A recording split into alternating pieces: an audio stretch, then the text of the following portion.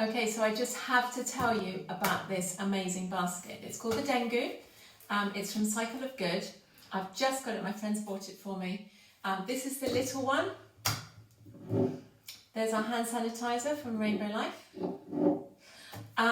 It's incredible. I had no idea, because I haven't seen these products yet, how solid it is.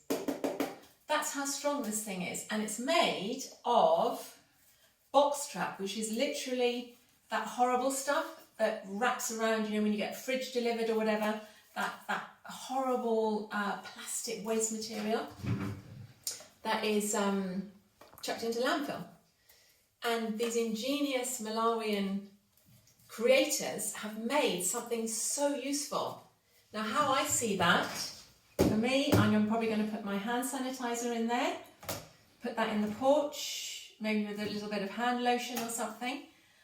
But I'm also going to get myself the large Dengu and use it at the farmer's market, or, you know, use it on my everyday shop. It's so strong. I mean, it's literally indestructible.